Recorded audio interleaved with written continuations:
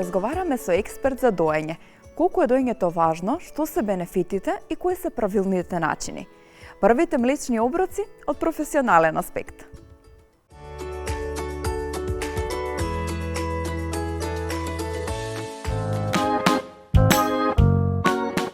Доењето е нешто што би требало да започне веднаш после породувањето. Значи, препораките се откако новороденчето ќе дојде на светот да се постави голо во контакт кожа на кожа со мајката веднаш после породувањето, да се остави барем 1 час, што многу често го нарекуваме златен час, и во тој час самото доење едноставно спонтано започнува. Самото бебенце ја чувствува кожата на мајката и го осеќа млекото, осеќа каде се наоѓа градата, се случува едно лазење од страна на новороденчето, наречено breast crawl, ја наоѓа градата и самото почнува да цица. Ме прашавте за предности општо на доењето. Да бидам многу искрена, јас знам, многу често среќаваме сега нели во медиумите зошто, кој е бенефитот од доењето, зошто треба да се дои. Меѓутоа еднаш налетав на многу интересна статија, каде што буквално беше така малку по да кажам провоцирачки сето тоа формулирано, особено насловот, нема никаков бенефит од доењето. Реченица која што кога ќе размислиме малку подлабоко, можеби навистина има многу логика, бидејќи да, милуваме да зборуваме за бенефит од доењето и колку тоа е супер, меѓутоа ако погледнеме, тоа е нешто кое што едноставно следува, би требало да се случува кај сите цицачи. Само ние бидејќи нели сме така малце по напредни да речам од другите, и живееме во едно модерно општество, нели имаме повеќе изборуваме за бенефит. Меѓутоа, доењето е норма. Мајчиното млеко е биолошка норма за нашите новороденчиња. Затоа не би го рекла како бенефит, туку едноставно што се навистина менува доколку ги доиме нашите дечиња. Значи тоа е добро за дечињата затоа што во никое млеко, колку ние да си имаме потрудено нели да направиме адаптирано млеко, да направиме формула која што највеќе ќе личи на мајчиното млеко, меѓутоа ние немаме стигнато до тоа ниво на вистина да го реплицираме затоа што некои состојки од мајчиното млеко едноставно не можат да бидат реплицирани. Живите клетки, имуните фактори, не се, тоа викаме, имаме хормони кои што се специфични за нас, мастите кои што се во мајчиното млеко не се исти со мастите во формулата, значи ако навлеземе малку по детално, да, формулата е најблиското нешто до мајчиното млеко, меѓутоа често сакам им кажувам на семејствата, ама е далеко од тоа дека само ги нема имуните фактори, многу повеќе работи нема. И сите тие работи се од голема важност за бебињата. Но не само за бебињата. Самото доење игра голема улога и за телото на мајката, бидејќи после процесот на породување, нашето тело дури не и да доиме и да не доиме, влегува во една фаза на лактација. Значи тука, да кажам, тоа се случува спонтано, немаме ние избор. И лактацијата е нешто кое што некако природно следува, без ние да го предизвикаме.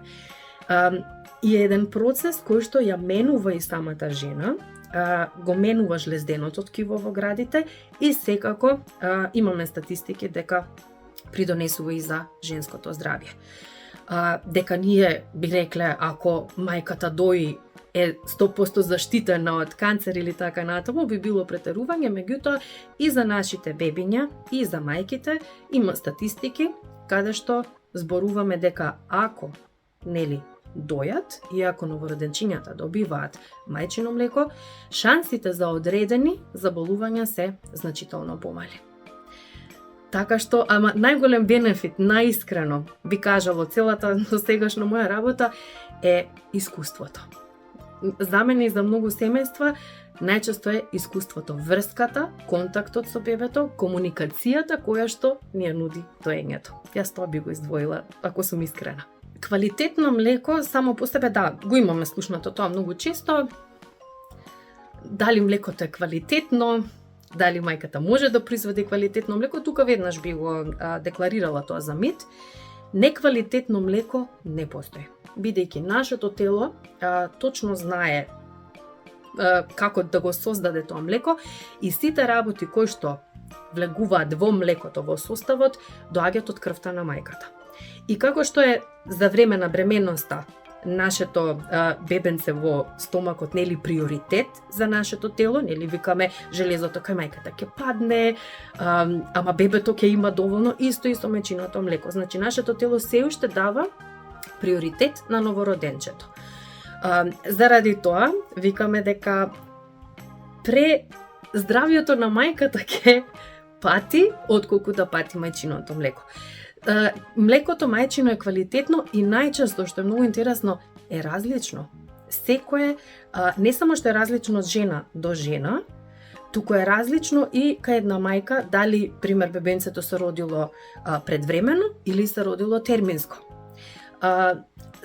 Жива материја нон-стоп се менува и без разлика мајките често знаат да ме прашаат што да јадам за да ми биде поквалитетно млекото. Ние не можеме да влијаеме на квалитетот. Тоа по автоматизам, ако мајката нели е во добра општа здравствена состојба, квалитетот на млекото ќе си биде, си доаѓа по автоматизам. Дали секоја мајка може да дои? Многу интересно прашање, кое што многу е тешко да го разгледаме од аспект на да или не. Секоја жена која што има жлездено ткиво во градите, може теоретски нели да дои. Но прашањето е, колку жлездено ткиво? Процентот на жени кои што имаат недоволно жлездено ткиво за ексклузивно да дојат е навистина многу мал. Постои таква можност. Меѓутоа, мајка да нема апсолутно ич млеко, може да е, ако е, што викаме, ако играат фактори, хормонски фактори во позадина. Меѓутоа, тој процент е многу поретко е да го сретнеме тој процент. Она што многу мајки не го знаат е дека многу голема улога игра и самиот менаџмент. Многу мајки тоа не го знаат, дека менаџментот на лактацијата игра исто многу голема улога во тоа колку лактацијата ќе биде успешна. Како ќе пристапиме? Како уште во првите денови после породувањето, особено првите ден-два, не е само бебето се раѓа и млекото доаѓа и толку е, туку и менаџментот игра голема улога. Тука ние имаме малку погрешна слика дека не можев да дојам. Јас секој пат се прашувам, ама како била менаџирана лактацијата? Дали стварно ги имаме сите машини вклучено оноко колку што треба за да имаме најдобар исход? Колострумот е она прво млеко што се создава, дури го викаме златен колострум, заради тоа што има многу специфичен состав, се создава, веќе почнува да се лачи уште за време на бременоста, некаде околу 16-та до 20-та гестацијска недела. Колострумот е нешто што го имаме на располагање веднаш по раѓање на бебето и заради тоа би кажала и како ги охрабрувам мајките да го искористат. Сега веќе имаме и препораки можеби за пренатално измолзување на колострум, нешто што многу мајки сакаат да го направат. Не секој пат имаме можеби прилика да го земеме со нас во родилиште, но може да се измолзи, да се складира, затоа што многу често колострумот го викаат и вакцина. Прва имунизација на нашето бебенце, бидејќи навистина има многу имуни фактори што го штитат детето веднаш, само што нели викаме непосредно по доаѓањето од оваа страна на стомакот, каде што веќе не е средината таква каква што е. Зачувување на мајчино млеко, значи кога зборуваме за колострум, доколку нели пренатално измолзуваме колострум, си има одредени водичи како тој се складира. Најубаво е кај пренаталното измолзување на колострум истиот да го замрзнеме веднаш. Што побрзо замрзнеме измолзено млеко или колострум, толку подобро. Доколку понатаму нели во текот на доенечкото искуство имаме од било која причина имаме потреба да се измолзуваме, складирањето тоа многу зависи од која причината, зошто се измолзуваме, колку често го правиме тоа, која количина ја вадиме и така натаму. Меѓутоа има одредени правила како се складира мајчиното млеко, колку часови може да биде на собна температура, која температура ја дефинираме за собна температура, колку долго може да седи во фрижидерот внатре. Секој пат само напоминам, не на вратничката, кога зборуваме за фрижидерот, зборуваме убаво на полиците внатре, бидејќи температурата на вратата или на фрижидерот што се отвара е малку пониска, малку повисока му доаѓа.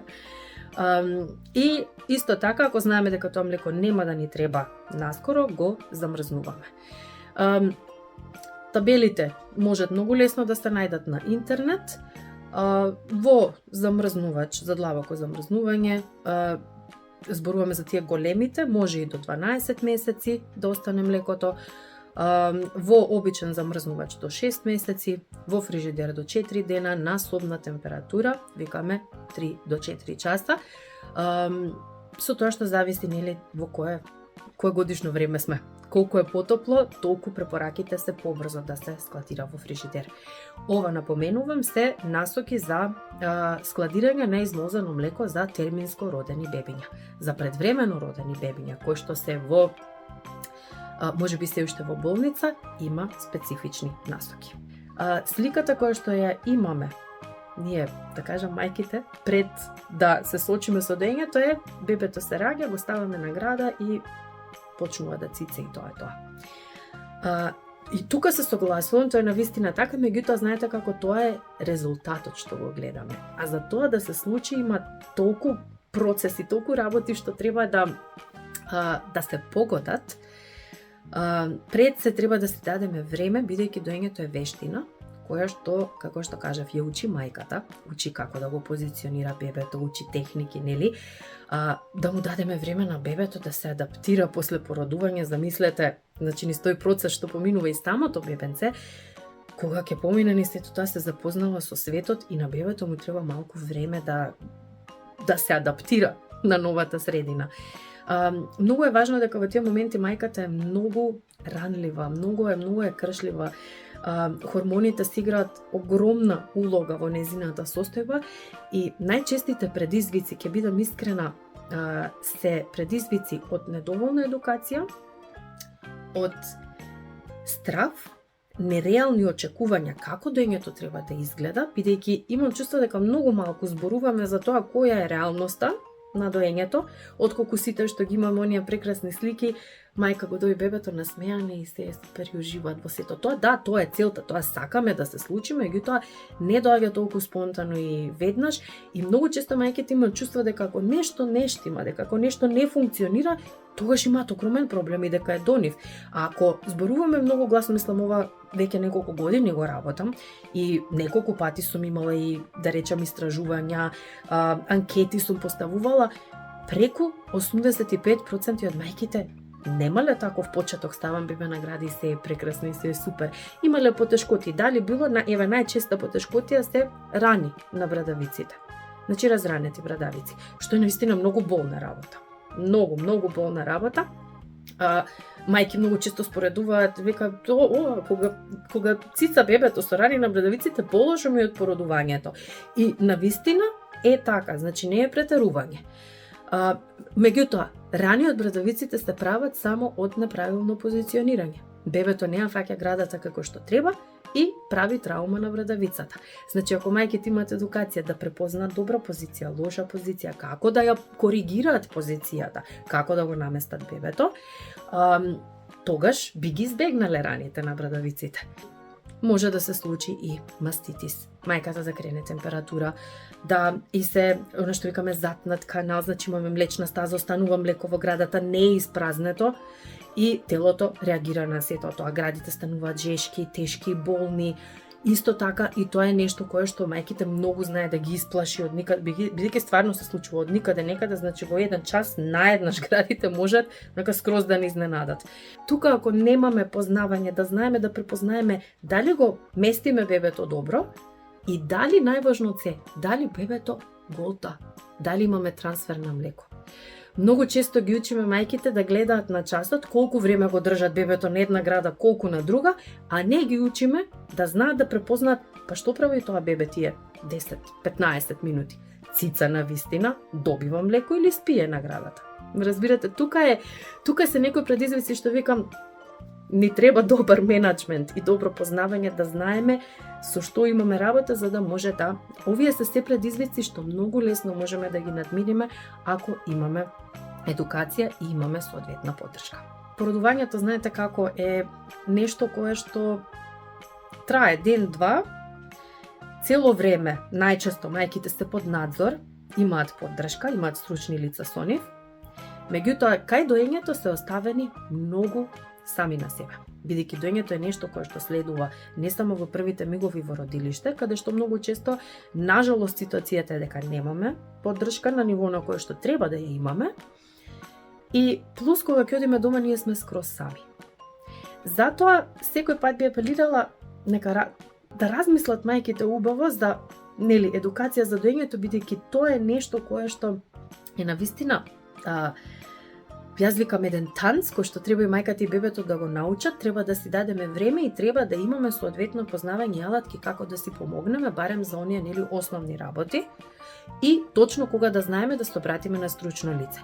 Значи едукација секој пат барајте некој кој што е навистина обучен во поле на лактација и доење. Барем еднаш годишно се трудиме да организираме Светска недела на доење. Среќни сме што претходната година 5-ти јубилеен пат ја организиравме и во програмата на Светската недела на доење секој пат користиме прилика да викнеме гости, спикери од странство кои што нудат специфични едукации на многу теми од областа на доење и лактација. Така што тука би искористила приликата да ги поканам трудниците, мајките да ни се придружат. Ја славиме секој пат како што се слави во светот од 1 до 7 август.